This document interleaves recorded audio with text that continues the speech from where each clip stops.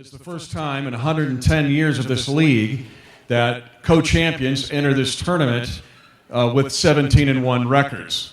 And it was so close in determining the 1 and 2 seeds. I'm going to talk about Doug here in a second, but Doug's very unique and forward-thinking in determining a lot of things, including who's the 1 seed and the 2 seed.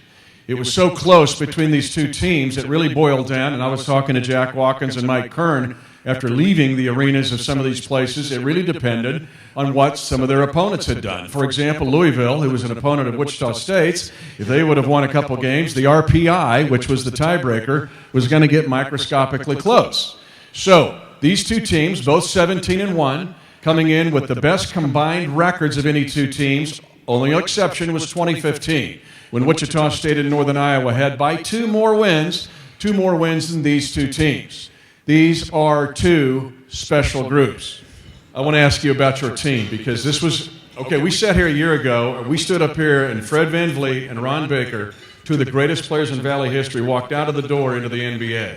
And people thought, now what?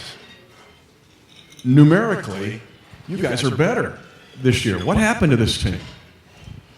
Well, we have 13 scholarships, and we try to use them on very talented players that are very hardworking, have commitment to the weight room and commitment to their academics, and a lot of them have just gotten better.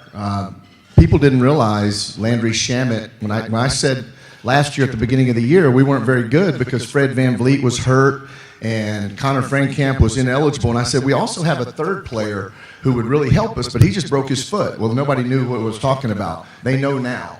And then, so we gave Landry the ball in January, and we just took off. And I should have been smart enough to do that to begin the year, but I just thought as a real freshman he needed to get his feet wet at the off guard for a while. Marcus McDuffie, Zach Brown, Rono Nerger, Shaq Morris, Rashard Kelly, they all just grew up during the course of the year, and they're really talented offensively, and we're trying to defend.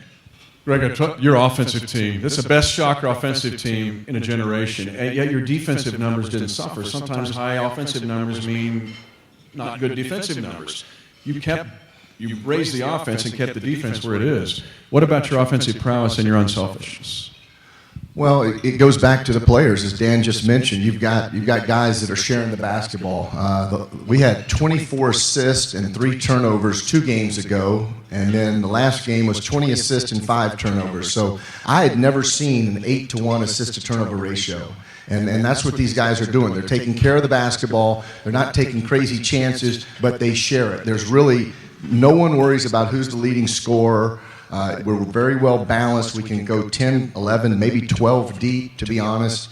And they just do a great job of being unselfish and caring about the final score. Unique and refreshing. These two coaches, though, coach 2 of the top 5 defensive teams in the nation. And Greg, you've won 9 NCAA games in the last 4 years. Only 4 programs in America have won more. But how big a part of that is field goal percentage defense in winning games in this tournament and the next tournament that hopefully you both will be in? Well, you have to get stops, and you know when it's great that our team can score over 80 as many times as they could this year, but I don't anticipate scoring 80 in this tournament. I think you win games in this tournament in the 60s and sometimes even in the 50s. So you have to go against very good half-court defenses, and you have to be able to get stops, and on the other end, you have to figure out a way to score in the half court. There's very little transition this time of year. When the better teams rise to the top, you're going to be playing half court basketball. Guys, thanks so much, and congratulations on fantastic years. And go get them in the tournament. Co-champions of the Valley. Gregg Marshall, Wichita State. Dan Muller of Illinois State.